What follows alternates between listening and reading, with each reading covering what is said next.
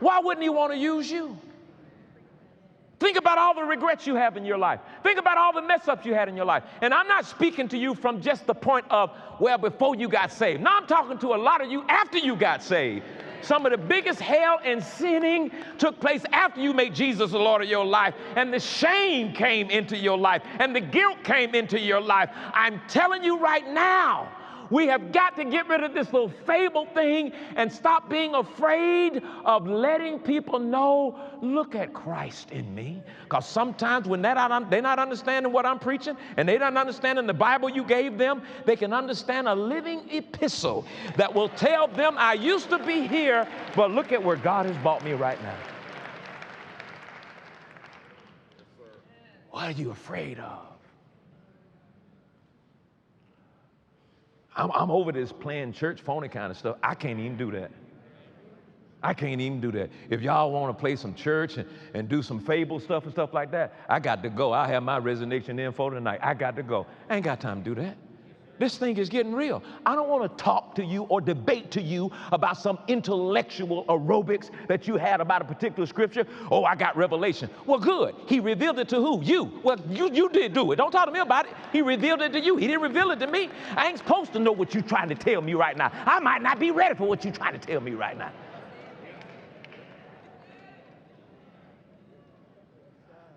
Y'all ain't ready for me today. Some of y'all looking at me like...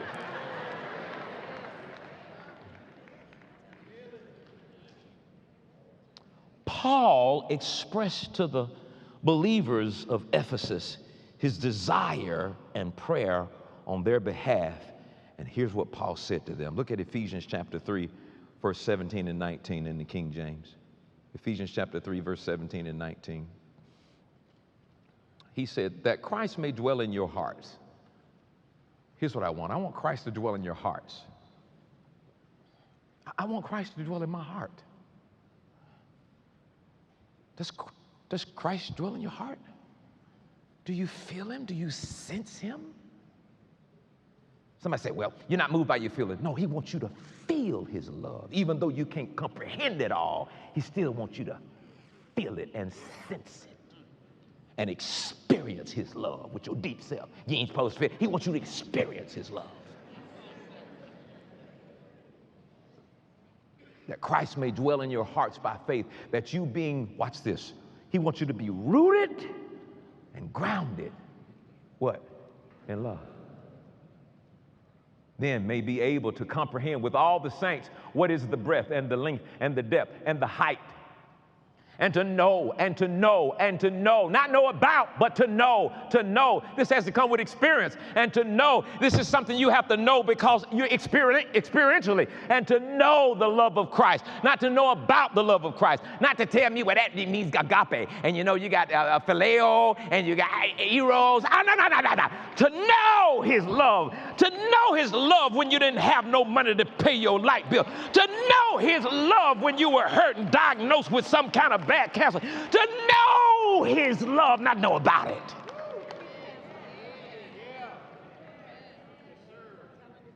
To know the love of Christ, which passes knowledge.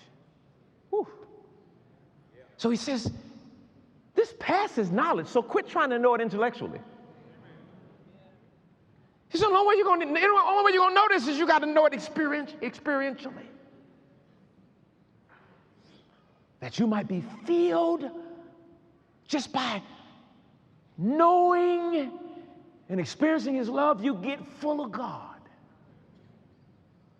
You get full of God just by knowing and experiencing his love. Look at this in the NLT. Go back to verse 17. Just by knowing his love. Do you know how full of God you get when you experience God's love? Oh, there's nothing like it.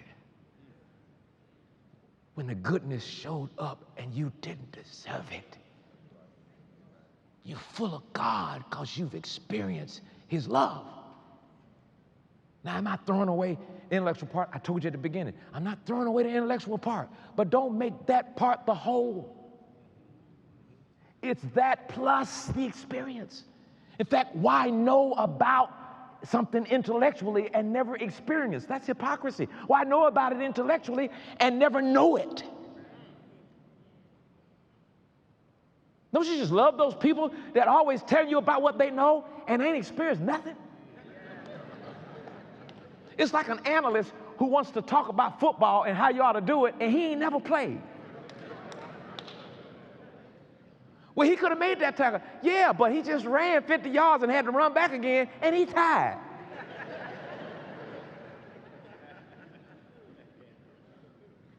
Well, he should have made that tackle. Yeah, but when he hit the guy, his shoulder was hurt, and he felt numb on his arm. But you want to tell me intellectually how you ought to tackle. Ain't never tackled nothing. Didn't even tackle your wife in the bedroom. Ain't never tackled nothing. And you want to talk to somebody about how to make a tackle. You have intellectually examined that, but you have no experience.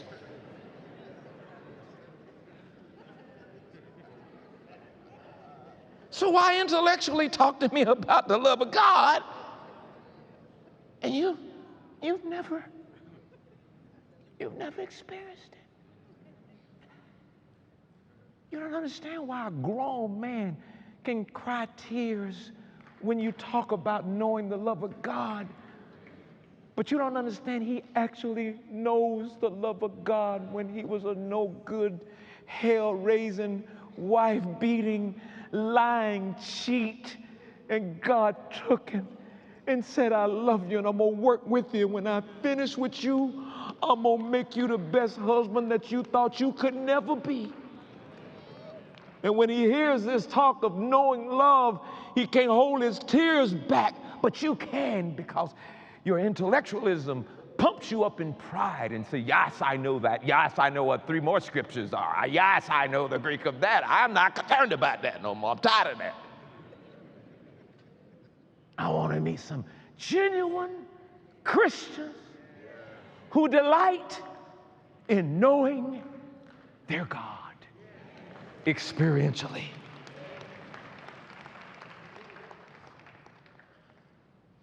I want to hear about no 20 ways to get healed before midnight. You ain't never been sick before.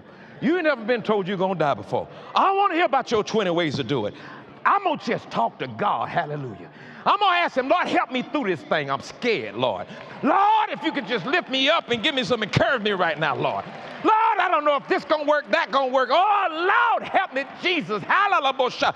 My faith don't seem like it's there. Could you give me my faith? Could you help me with my faith, Lord? I feel like I'm about to lose it right now. God, help me. And he comes in and gives you peace.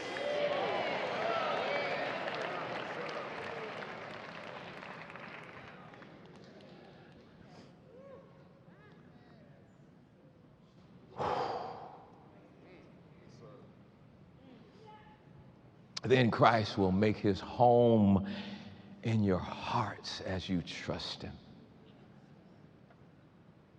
I want Christ to make his home in you. I don't want him to be a visitor in you. I want him to be a tenant, occupying your heart. Moved emotionally because you have no words to describe how much he means to you. And in the middle of a praise service, when the right song comes with the right words, and you start singing them, but you can't finish the song because you done got all choked up. Because you say, I know that God.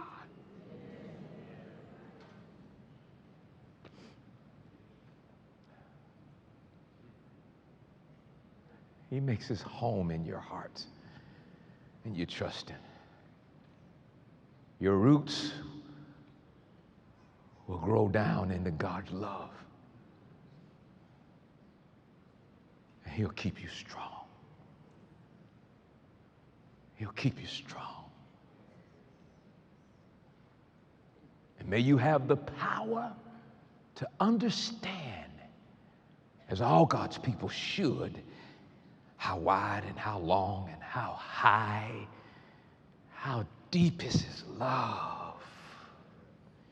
It's deeper than what some preachers say. It's deeper than what some apostles and bishops proclaim. As far as you can go loving somebody, God's love is deeper. I can't ever forgive my wife because she did this, did that. God's love goes deeper. This man killed my loved one. God's love goes deeper. When I did that interview with the man who adopted his son's killer, I just got convicted. And I said, help me, God. I don't think I can do that. And he said, not in your own human capacity, you can't. But this man didn't love in his human capacity. I drenched him with my supernatural love, and that was the only way he could adopt his son's killer. But God's love is even deeper than that.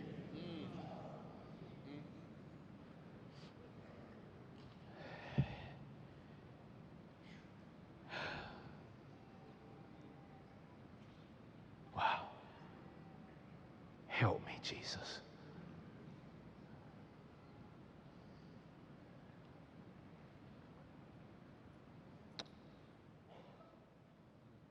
May you experience the love of Christ. Though it's too great to understand fully, I'm going to still let you experience it. I'm going to blow your mind with the experience. You may not be able to explain it to people, but I'm going to let you experience because I want you to know me. I want you to know it's not what you brought to the table. I want you to know it wasn't the 20 things you did right this week. I want you to know it wasn't because you were good, but because I'm good. I'm going to let you experience something beyond your human capacity.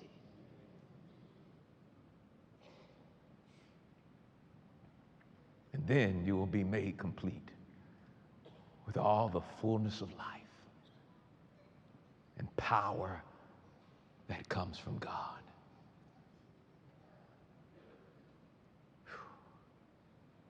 Whoa. So, here is the emphasis on, you see the emphasis on a person and his love. It's not a matter of fulfilling commandments or obligations, not duties to perform, nor even living up to the ideas and moral standards. Paul's desire was that Christ might dwell in your hearts.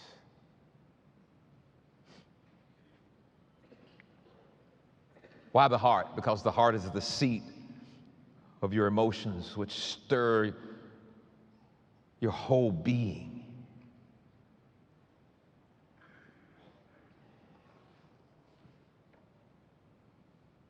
This, what I'm talking about this morning, this is something in addition to intellectual knowledge. Notice I'm not beating up intellectual knowledge. I know it may sound like it, but I'm trying to exalt something a little bit higher so you can see. So this is in addition to intellectual knowledge of him.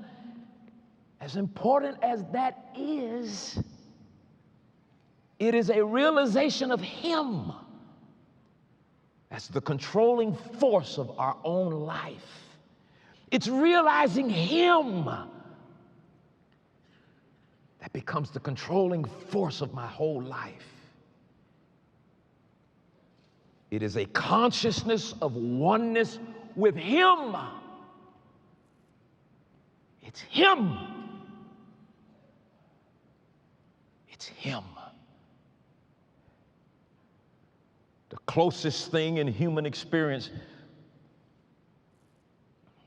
to that place that I'm talking about now is between a man and a woman. When this man meets this woman, the one he can't live without, and he becomes occupied thinking of her all the time. And that woman meets this man and she becomes occupied All she thinks about is him, wanting to be with him. He wanted to be with her. Where your love making is no longer just physical, but it moves into your spirit and soul, and you both begin to weep as you're making love with this person.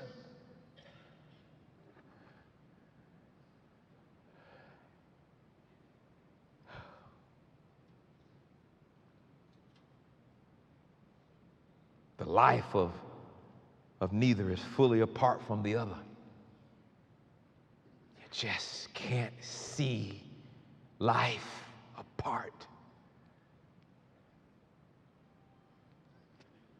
That's what Paul said. I'll show it to you in a minute, but he said, for me to live is Christ. I can't see my life apart from him.